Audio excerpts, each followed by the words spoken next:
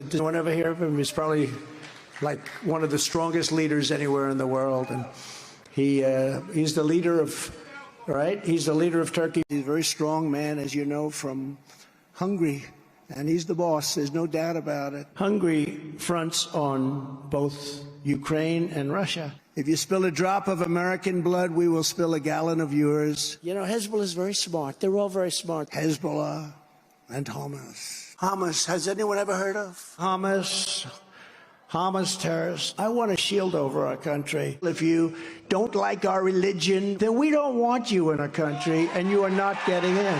What happened yesterday was incredible. I mean, so many people killed. Very big number. Very, very big number. And vicious, too. Vicious. Young children just slaughtered. It's terrible what's going on. So, some of Donald Trump's... Hummus? It's out of an Ali G skit where Ali G says, I like hummus. You put the dip in it and you can do carrots with it. It's just horrible. Hummus. But everything. He's lost. Is he that? He's lost. That's some of Donald Trump's greatest hits on foreign policy, domestic policy. Problems with the fact we didn't even show you who he thinks he's running against. Or where he thinks he is. Or where he thinks he is. I mean, he got that wrong in Iowa. He did. He thought he was in South Dakota. Yeah. I mean, come on. He's in the wrong state. And Aide had to tell him, sir, it's actually. So joining us now. It's really tough. I mean, to keep up with that and keep up who you're running against, who you beat, who you lost to. I mean, he still thinks he's running against Barack Obama, but he's not. One of the people he's running against, and maybe the reason why he doesn't know is because he won't debate him, is in the Republican primary, former New Jersey Governor Chris Christie. What do you think? You've known Donald a long time like us. Do you think when he gets up there and he freaks out, he can't remember Joe Biden's name? I mean, because you see him struggling. Yeah. And by the way, Biden does it too. Yep. So Biden does it too. So people, whenever you say this, go, well, Biden does it. Well, yeah, okay, he does. They're both old men, and they're both doing it. But he keeps saying he's running against Barack Obama, and you see him struggling up there, trying to remember what decade he's in. And he just, what do you think it's the pressure of just no of 91 counts? Oh, I think what do you think it is? Yeah, I think it's the stress of what he knows is coming in his criminal problems. And I think this week, because a lot of that stuff was from the last week. Yeah. That's all post Mark Meadows. And I think everybody that's watching needs to understand, from somebody who did this work for 7 years, you don't give Mark Meadows immunity unless the evidence he has is unimpeachable. Oh, yeah. And I said this yesterday. I want Republican voters to understand this. What's going to be happening in March? He's going to be sitting in a courtroom in Washington, D.C., with Mark Meadows 20 feet away from him, saying he committed crimes in front of me on my watch. Not some rogue prosecutor, I want to stop you Joe. a second. He's a former prosecutor. He's a former prosecutor. I want to stop you right there, and I want to underline what I've said, because we have a lot of Democrats watching this show, but as I'm sure you know, we have a lot of Republicans that are watching this show. And I just want to say to my Republican friends that are watching, everybody that's testifying against Donald Trump, they're not editorial writers for the New York Times or primetime hosts at MSNBC. They are all Trumpers who stayed with Trump to the very end. Yeah. Look, this is a guy who was Velcroed to Trump's hip for the entire 2020 campaign and all the post-campaign nonsense. And so this is deadly. It's done. He's going to be convicted.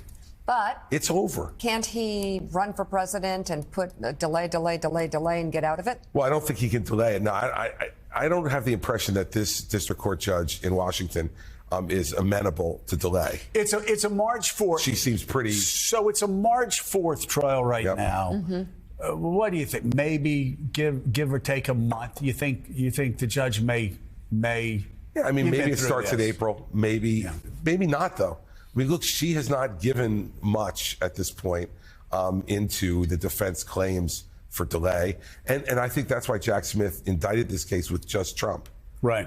Because you don't have multiple defendants. Yes. This is it. He left 6 unindicted co-conspirators, not because he doesn't think they committed crimes, but because he learned from the documents case. Like, I think he made a mistake in the documents case. By the way, they can bring bring cases against those other 6 later on Sure. if they don't cooperate. As long as it's in within the Trump's case. statute of limitations, Yeah. they can. Let me ask you this question.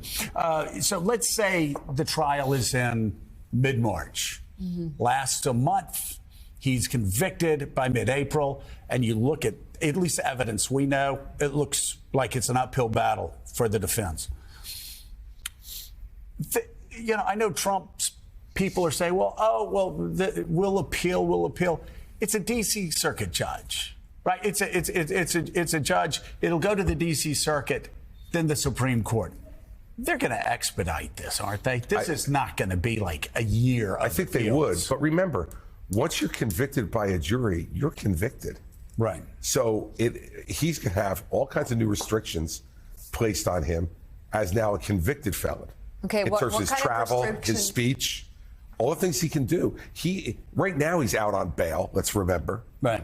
And once you're convicted, you have the right to remand him immediately if you wanted to.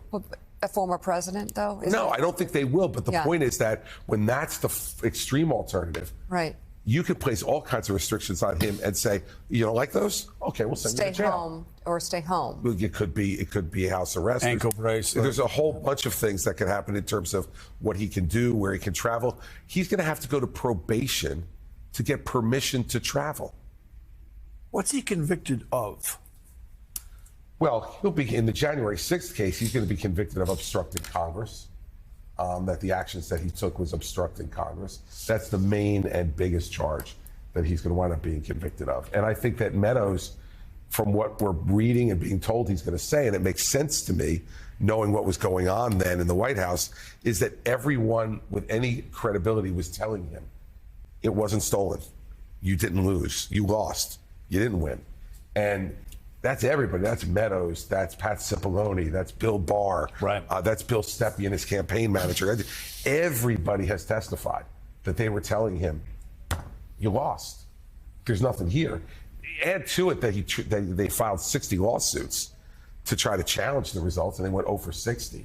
I mean, you got to get to state of mind. And what was he thinking? Right. Well, it's not just subjective. It's not him saying, well, I didn't think it, so who cares? It's what is all the objective evidence that was being presented to you, and was it reasonable for you to have that state of mind? And I think any jury would probably conclude, given all those people testifying, that it was reasonable for him to think he didn't lose. They're all, and we saw this in the January 6th committee.